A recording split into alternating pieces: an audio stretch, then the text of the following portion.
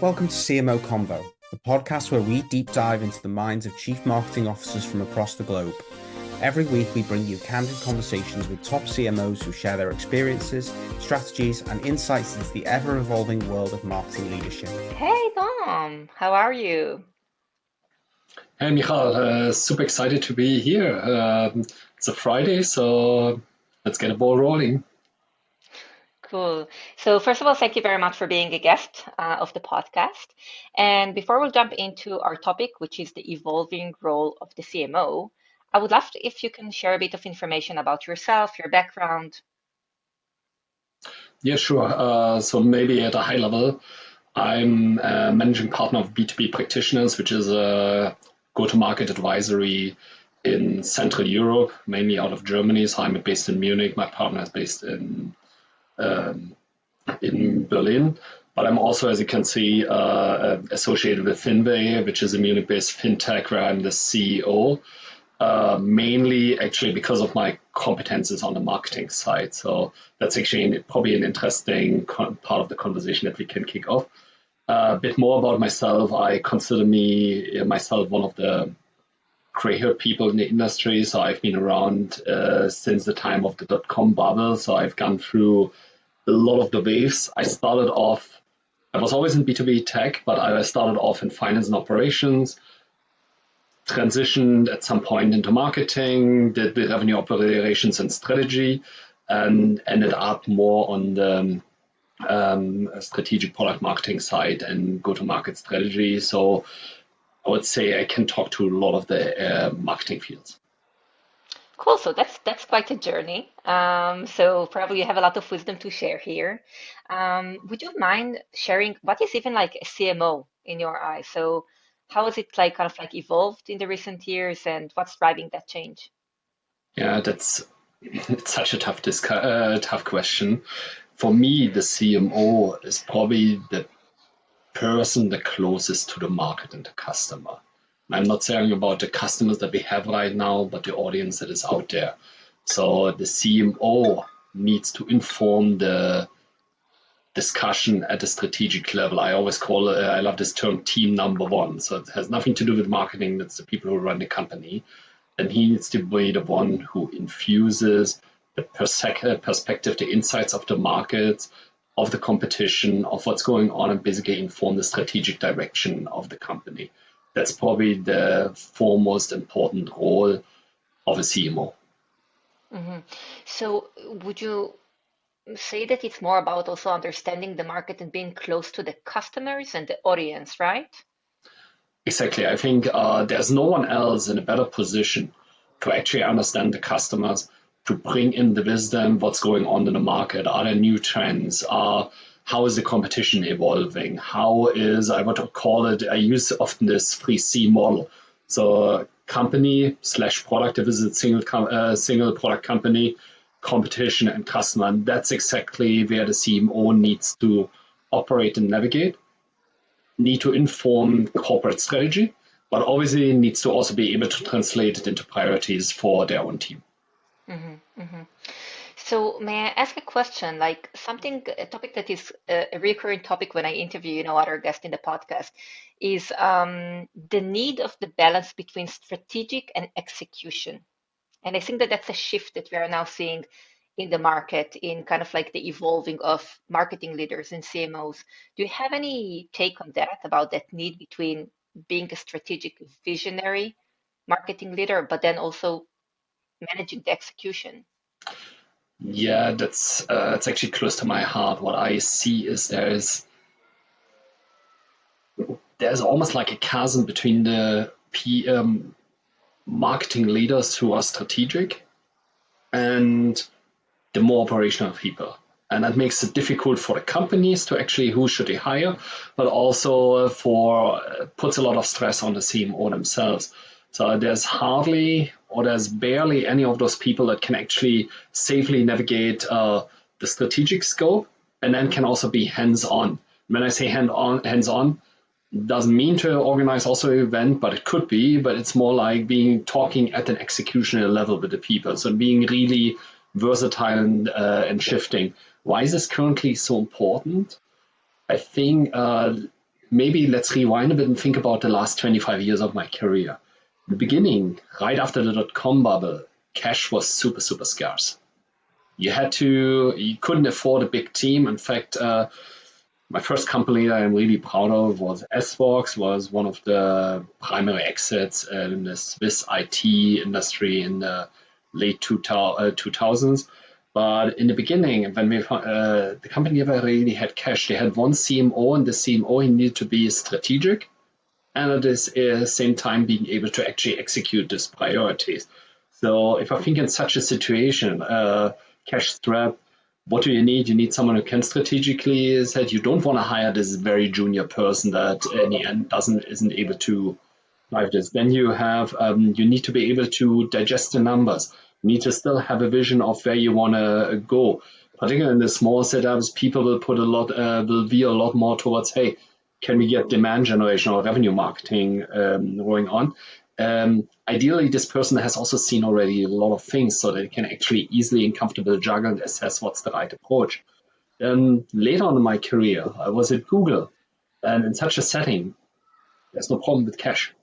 You basically have to really think about, you get trained actually in organizations like Microsoft, Google, Meta, so to be the really strategic thinker, delegate what is necessary to agencies, no matter what it costs. I think a lot of the people today who have mainly the strategic knowledge, they came through this for this career, but it's a different point of time when you're an organization that has enough cash that doesn't really look at the resources. If you then dial forward a bit, particularly I would say during the COVID period, or let's say the late 2010s or early 2020s, cash was a flush. What was important there? Mainly people who know how to strategically build a brand, because brand drives demand.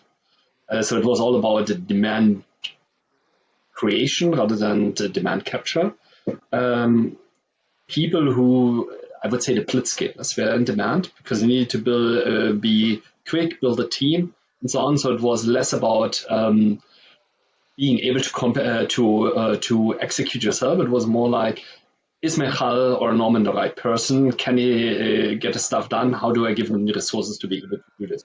Now, think about where we are today. I would argue we are almost back, with a few exceptions, to the post .com bubble.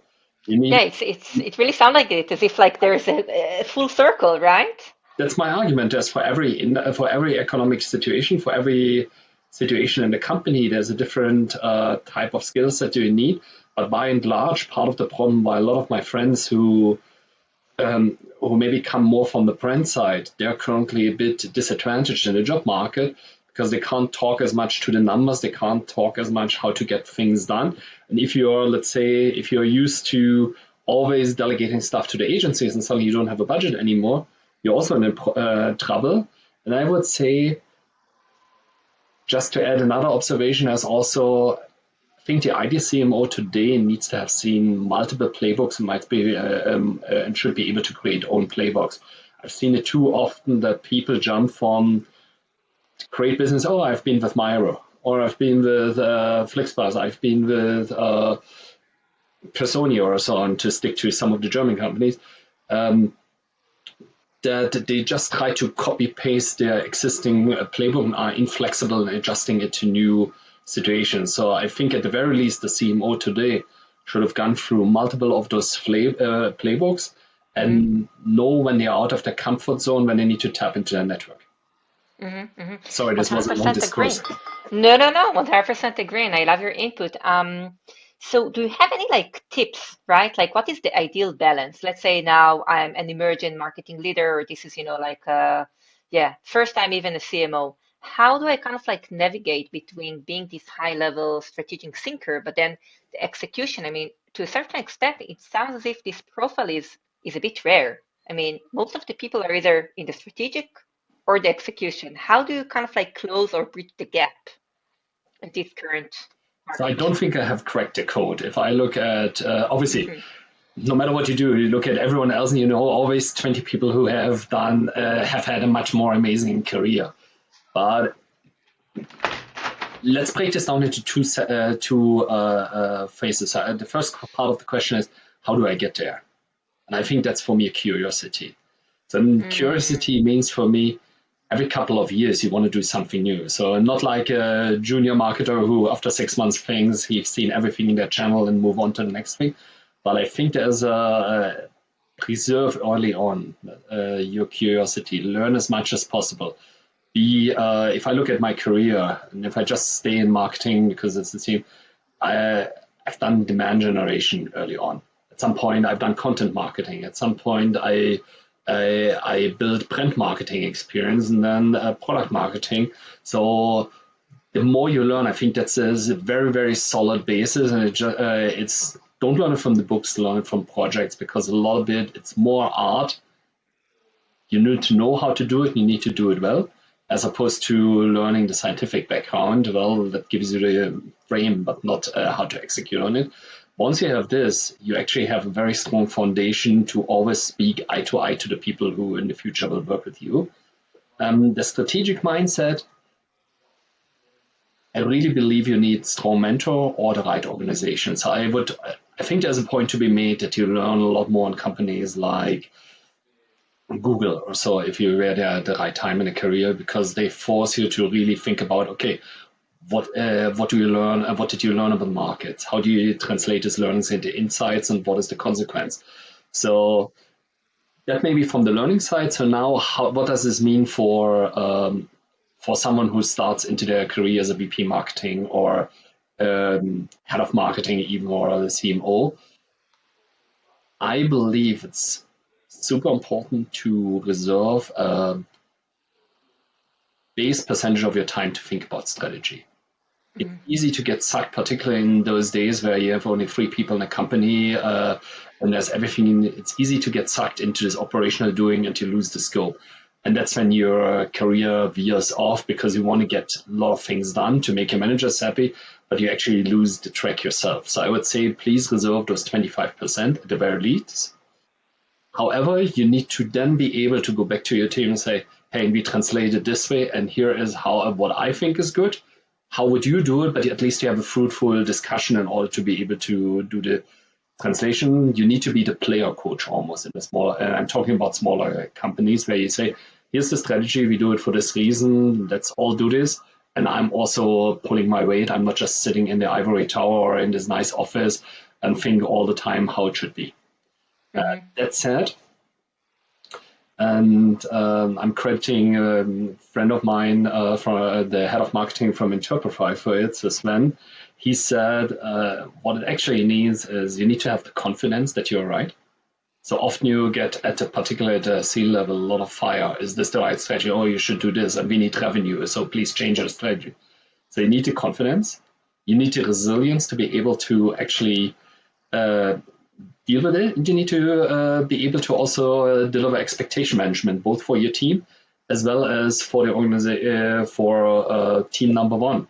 You will often sit in a room and they say, yeah, but our plan says this. And then you have to think about it's how to show goodwill, but still push back that certain things are not realistic.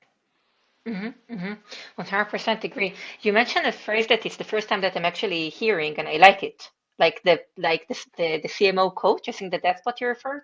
Player coach. Would you mind sharing a bit about what does that actually mean? Comes actually more, I would say, from the sales side. That's where I hear it often. Player coach is, it's not the VP sales that just looks at the numbers, that allocates resources. It's more a person that is still active, sells, and goes out into the field with their sales stuff. I think something similar is necessary in smaller marketing organizations, and that's probably quite important. I'm not talking about an organization with 50, 60 marketers.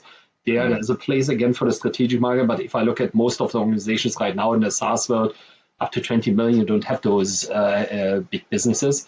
You don't have these big teams. And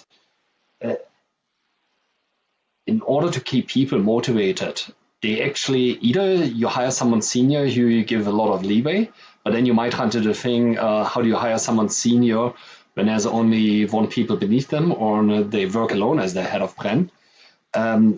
What people really appreciate is if you share with them your strategic thoughts and how you look at it, but how you can also help them think about best practice in realizing projects. That could be pulling in the right people, connecting with the right people, or with your own hands-on knowledge. Obviously, you shouldn't micromanage, but you can at least tell him, here's how I think about it. I have this concept that how the user persona should look like, or the buyer persona. Why are we delivering this messaging? Does this actually make sense? So for me, a player coach is someone who sits in the project. He doesn't own the project, but they help to edit the project so it gets better. Don't No, I take away like the that. ownership. That would be bad. Yeah. No, 100%. So maybe it's more kind of like asking the right questions, asking powerful questions that will help the team also develop or spark their imagination in a way. So I think like Yeah, or sometimes can also be, like I said, I'm currently the CEO at Finway. I would sit down with a product marketer and we would write the messaging together. That's, after all, what I do or what I've done in my career. So really think about what are the value pillars, what are the differentiators, how can we best translate it, what is the right language market fit. So just, I think if you don't put it too far so that it gets negative, it actually motivates the team because they learn a lot more and they feel like they're accelerating, and it improves the motivation in the team. Plus, as a 100% agree. marketing leader, you get a lot more respect because it's much easier. So maybe we're binding a bit back when I was still in finance. My manager once came to me and he said, "Oh, please explain me what's so difficult about this." I knew he couldn't solve it either because it was basically a pure gamble that an outcome would happen or not. But he basically framed it as a coach. "Oh, explain me how difficult." And I think that's obviously demotivating. If you have something like this, then basically, "Oh, here's a way how I would think about it. What is your opinion?" And you come up with a better solution. But at least you are helpful as a manager because you are able to execute it.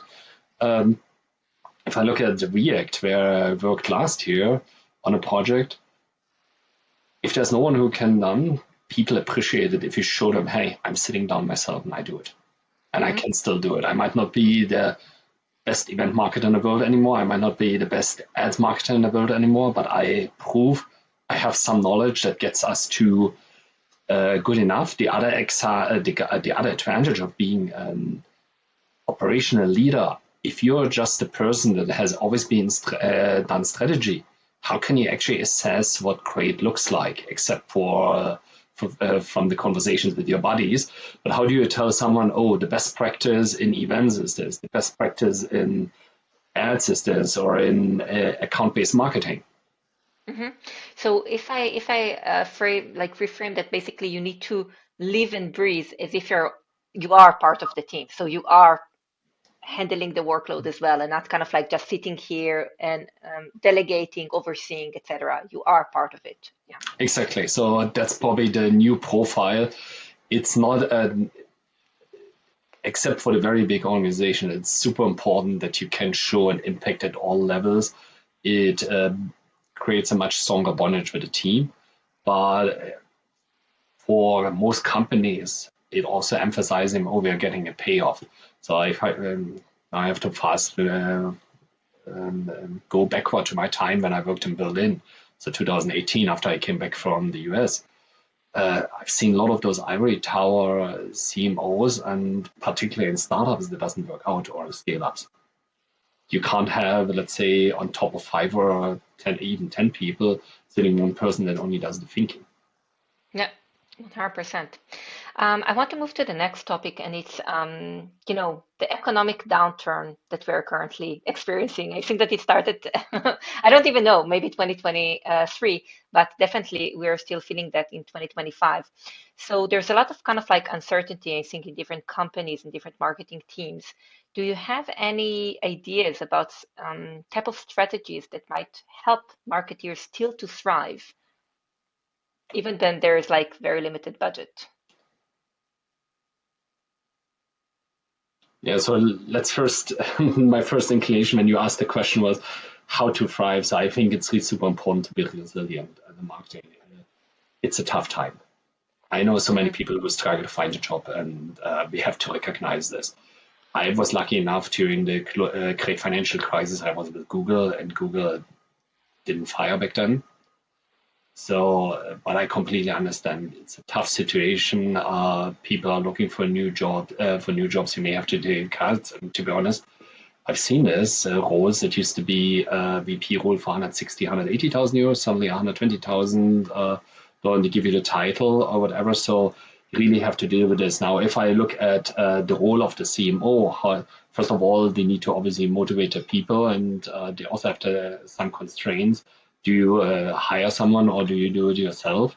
I think the important focus is importance is really to focus on the deliverables. What is the company on the hook for? We have to watch out as a CMO that we don't get veered or sucked into the quarterly target achievement of sales. But in the end, we are part of the revenue organization, so we need to be on the hook for revenue. So if I look now at the resource allocation, it's really important to just choose the 1, 2, or 3 battles that will move the needle. And while you have to think about what is the opportunity for what's needed for a long-term battle, you have to always make sure that 50 or 60% of your attention is on driving the revenue. Right now, I having similar discussions right now with Finway. You need to make sure that the things that you build for the long run are still needed. Mm-hmm. That's basically counterbalanced by the short term, but it certainly depends on the organization. So that leads me actually to the next question that I had in mind. So there's a growing pressure on short-term revenue impact now, especially in this economic landscape. How would you advise to create some sort of balance between this, short-term expectation to the long term? I mean, should we then, as CMOs or marketers, maybe not focus on brand creation at the moment? Should we focus more on lead generation? I mean, how do we navigate that? Because it is a challenge, I think, that a lot of marketeers are now facing. Yeah, so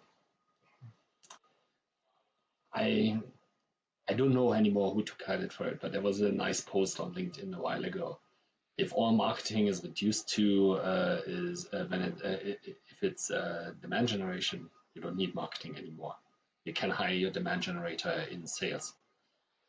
Then a while ago, I had a good conversation with Adam Zimmern, who's a West Coast-based startup advisor, and he has this strong opinion that marketing should never report into the chief revenue officer. And I agree with this. Marketing should be on the hook for revenue, but if you roll marketing into sales or into the CRO, all you get is a shorter and shorter thinking marketing. Unless things are splendid, then they obviously give you the time, but things are not splendid anymore. So for me, the advice is always think about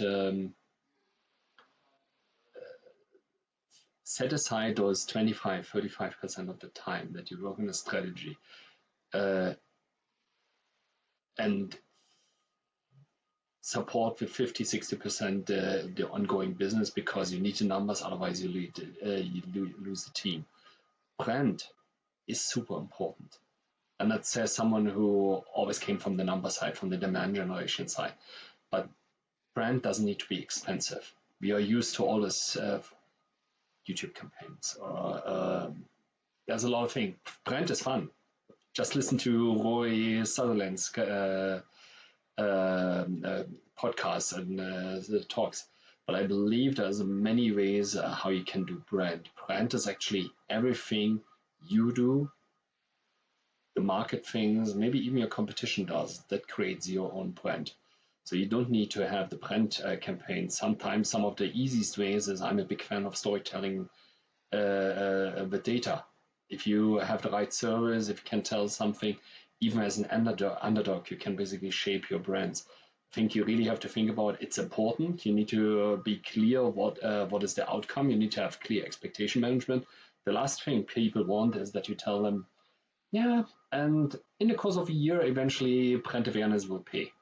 Also be aware, not a lot of people outside of marketing understand brand. However, everyone has an opinion about brand. Everyone knows their favorite brand, and then he comes to you and says, oh, maybe we should do it like Apple does it. Yes, I've heard that as So well. I think for me, resource allocation is a function of strategy, defining the right strategy. However, it's not the time anymore to completely forego demand. You need to thrive and you need to contribute to the business. Otherwise, the business is not around in 1 or 2 years anymore. You've mentioned an interesting point that I would love us to kind of like unfold if you don't mind, and that's the connection between like CMO and CRO's roles. So we do see a shift in which marketing is kind of like getting more and more involved into the revenue units.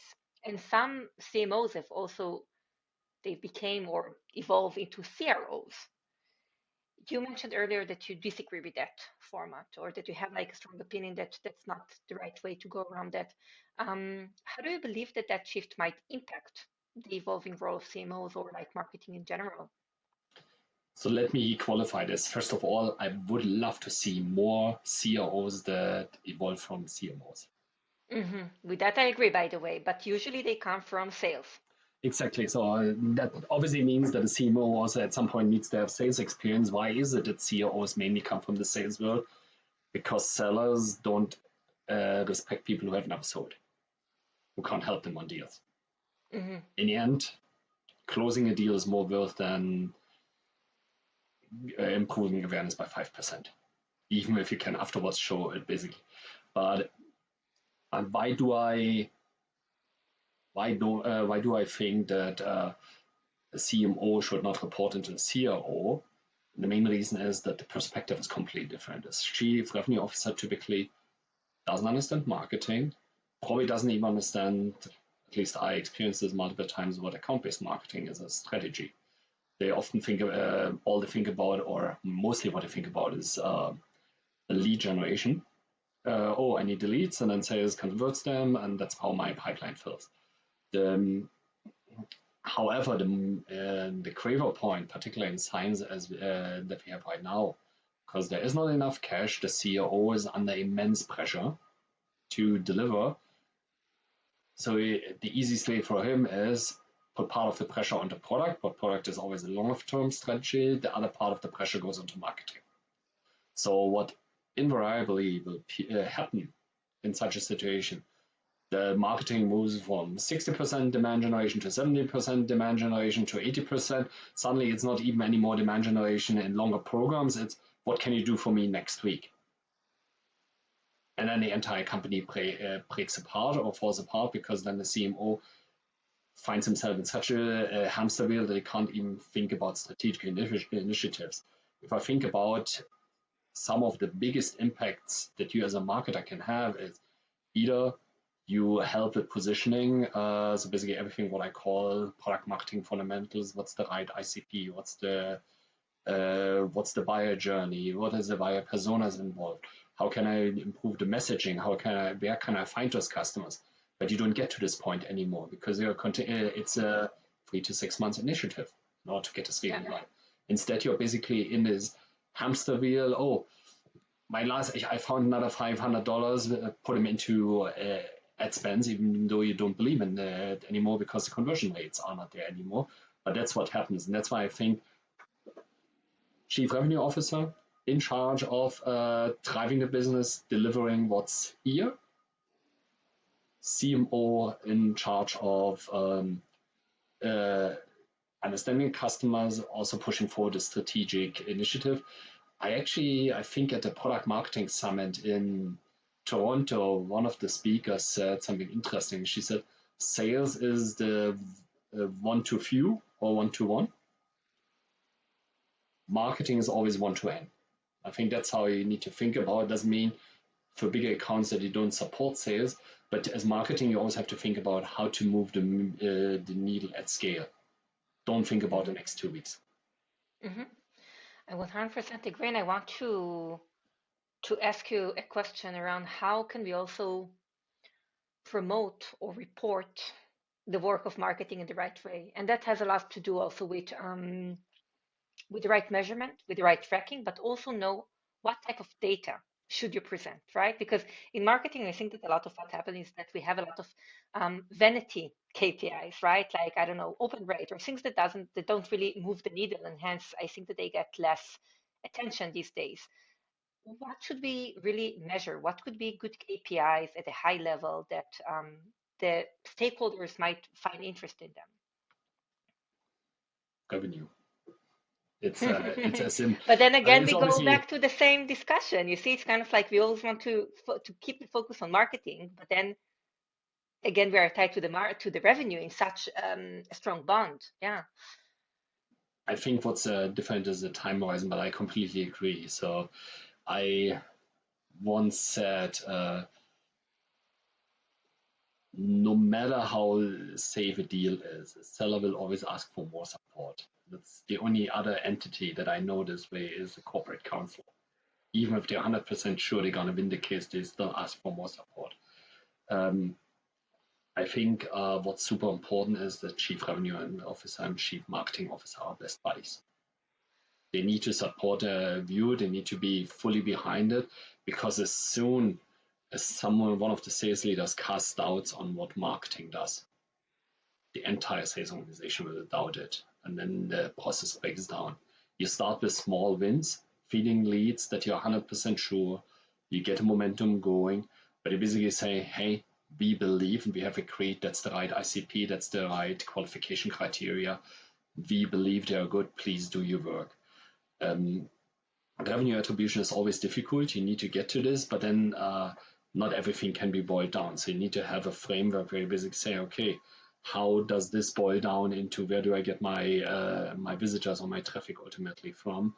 What do I need to do for this? So I think it's a complicated transition process, and I find myself all the time in those discussions. How do you explain a content marketer his impact on the numbers? But you can do it. You can basically say, okay, is the material being used? That's an easy way. If you really create content, I've seen both sides. Here's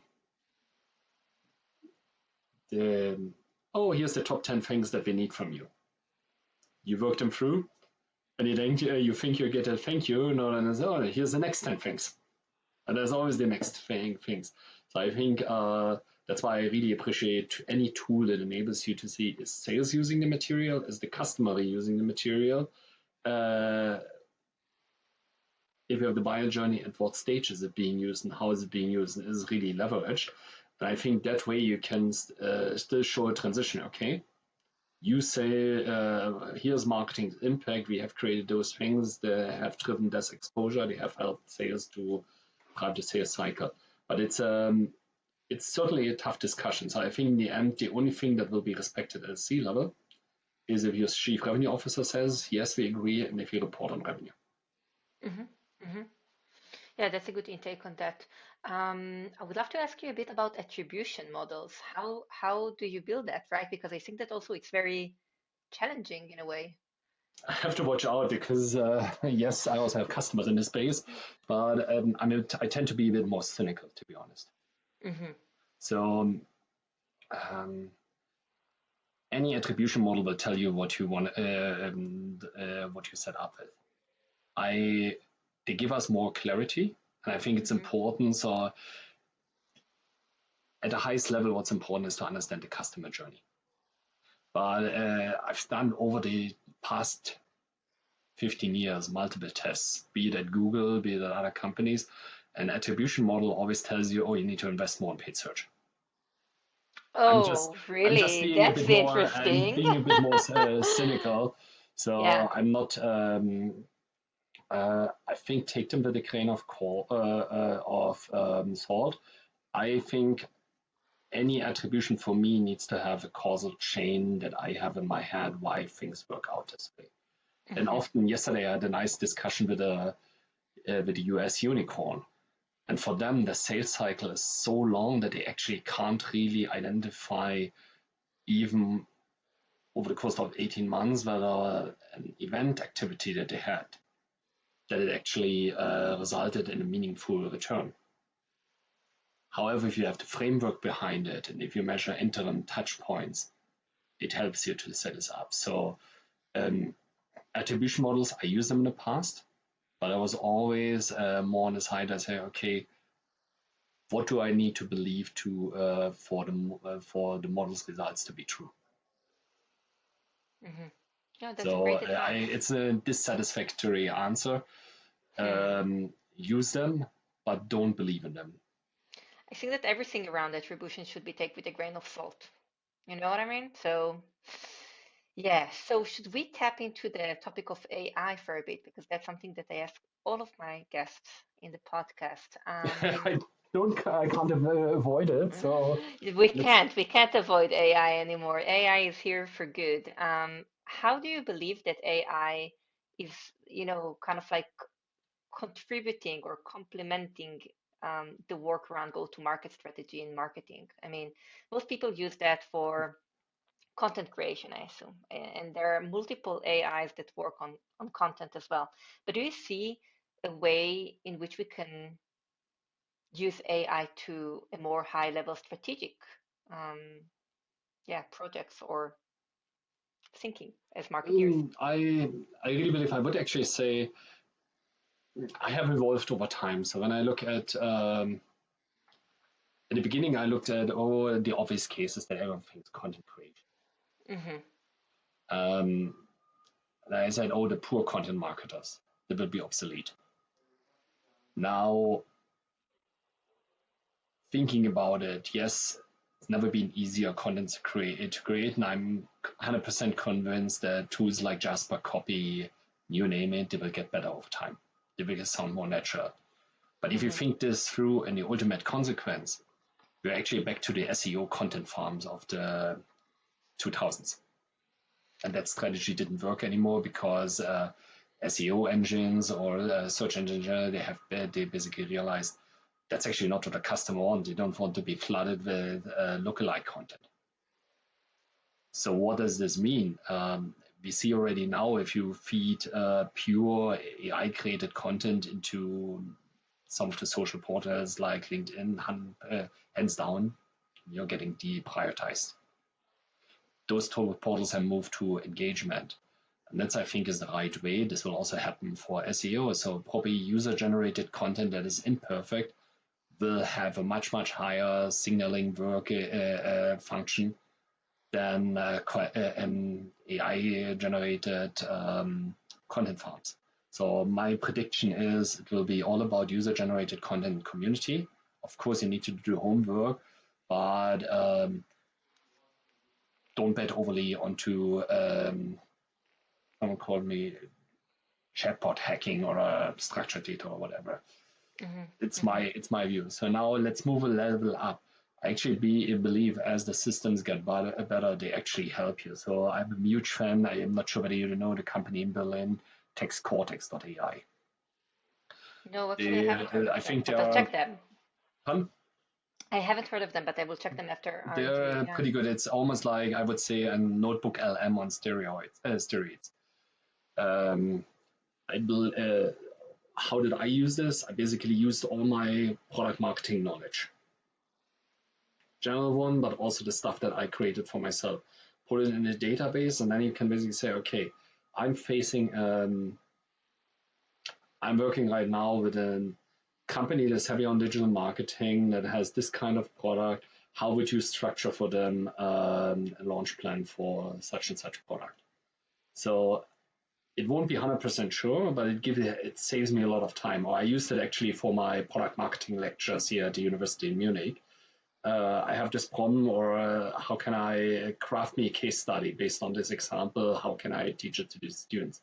So I believe AI will help us create checklists, structure the process much more efficient, and that way, even someone who is say is a junior CMO can deliver outstanding jobs. Uh, um, just by having a structure, maybe you let your own work challenge. Hey, that's what I have in mind. What do you think? I don't think that they will ever replace the ingenuity of human things. So I'm blown away when I see really great brand marketers ideas. I'm not at all a brand marketer. I know when I see something great and I support this. I don't think AI will do this. Mm-hmm. But AI will help us to structure the process to improve. They will even come up with their own ideas that no one of us ever thought about, as we see already in research. So I think we are already in the way from moving from the more operational, mundane task to more strategic use cases. A lot of it is art. That's why I'm not worried about problems. In fact, I actually believe as AI creeps in, marketing will become more important in the world. So this sounds a bit strange, but if you think about this movement, do 80% of the functionality at 20% of the cost. I think the all-in podcast, Chamaat happily Tia or whatever. It's true with all the coding, everything, tools, Copilot, whatever, you can create things a lot cheaper. That gives you two ways. So either you create, we are back to the times where you create your own software, or we say we will have off-the-shelf software. But if creation of the product is super cheap and all the products are similarly aligned, before I continue the sentence, think about times when we had this before, like Ford, when he came up with a supply chain. Suddenly, what did he always say?